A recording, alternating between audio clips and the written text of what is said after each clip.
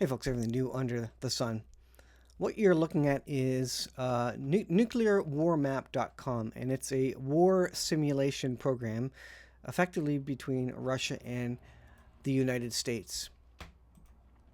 And so it shows what could be potentially play out, and it would cause the death of millions of people. I'm reading an article from Newsweek.com that speaks to a video called Plan A. Now, I'll link the video in the description of this video, but it basically shows 4 minutes of exactly what would happen. What you're looking at is basically bombs falling and the fallout, the nuclear fallout from those. And these are all, specific military installations, large cities, population centers, etc.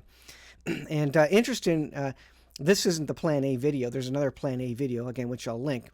But it goes on to say the immediate fatalities and casualties that would occur in each phase of the conflict are determined using data from NukeMap, an online tool developed by Alex Wellerstein.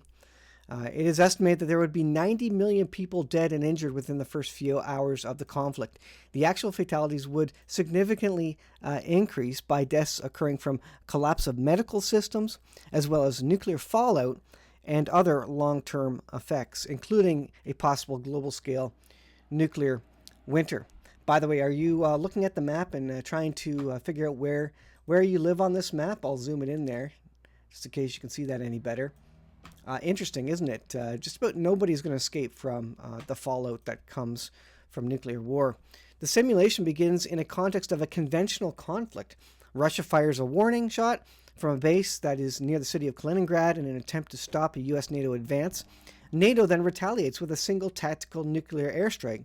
The nuclear exchange quickly escalates in Europe, with Russia sending 300 warheads via aircraft and short-range missiles to hit NATO bases and advancing troops. With much of Europe destroyed, NATO launches around 600 warheads from the U.S. land and submarine bases at Russian military forces. Before its weapon systems are deployed, Russia fires missiles launched from silos, mobile vehicles, and submarines. I'm going to go ahead again and link this video in the description. I highly recommend you check it out. It's going to be scary.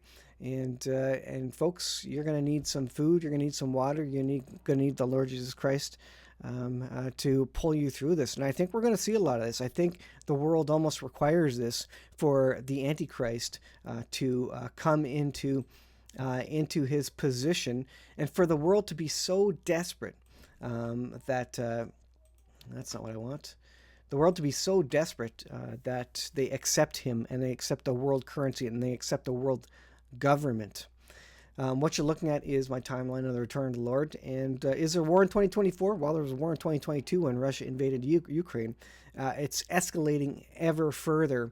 And as we get closer to 2025, things are ramping up, and I believe the destruction of Damascus, Isaiah 17, is going to be fulfilled, and Ezekiel 38 and 39, which is Gog, Magog, and the hook in the jaw, and the allied nations that come into the land of Israel. Does it look like there's any nations that are standing by Israel at this point? Bible speaks about a day that is coming when nobody is going to stand alongside Israel. No one will fight alongside Israel. Everybody will hate Israel and come against Israel. And that's when Israel's IDF will fail, and then they will call upon the name of God, and he will come and save them in a miraculous event. So I'll leave there, guys. I'll link the description. I'll link it in the description, the video Plan A. It's very fascinating. Check it out, and we'll see you in the next video.